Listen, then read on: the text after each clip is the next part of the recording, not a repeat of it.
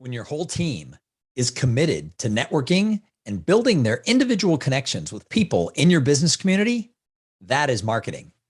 The mistake that a lot of companies make is they don't embrace the idea of having their team members go out into the community and network. A lot of bosses think, oh, I don't want my people to be too connected out in the industry or they'll get recruited away by our competitors. Well, that's kind of short-sighted because if you're treating your people well and you're giving them great opportunities, all the recruiting in the world isn't going to cause them to leave. People don't necessarily leave to go get a new job or get more money. They leave a boss who isn't giving them great opportunities where they are. And when you don't want your people involved in your community, you're stopping the growth of your company because you're not allowing as many people as possible to know your people. When you have a great culture and everybody loves to be there and they're super involved in your industry trade organizations, with your customers, and in the community where you all live and work, all of a sudden it raises the reputation of your company. If you have 10 people on your staff and everybody is assigned 2 or 3 different organizations that they'll participate in your community and in your industry, that's 30 different groups, or even if you have some overlap, it's 20 different groups that people are involved in. And what happens is every time someone in your community and or your industry goes to a business event, they encounter people from your company. Thus, when done properly, people start to say, my God, how many people do you have working there? Do you have 30, 40 people? Everywhere I go, I run into people on your team. And when your team members love being part of your company, they go out and they tell people how much they like it.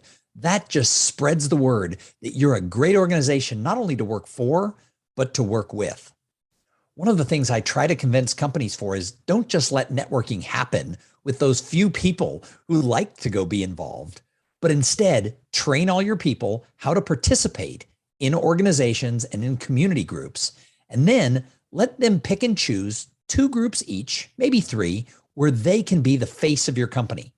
Over time, when you have this happening with planned networking, it raises that visibility of your company, and it doesn't cost as much as running ads and some other things you can do for marketing.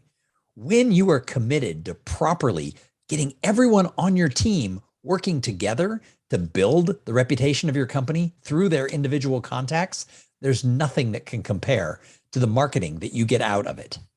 But again, so many companies they let their salespeople do the networking, or their CEO is involved with different things, and they keep everyone else away from the people in the industry. And I think that's just short-sighted.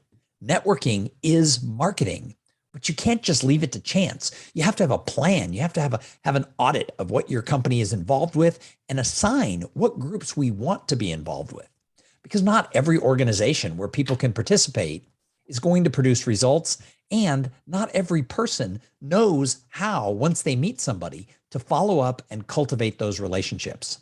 So look at everybody on your team, find out what their strengths are, and then teach them how to get involved and build individual connections in person and online.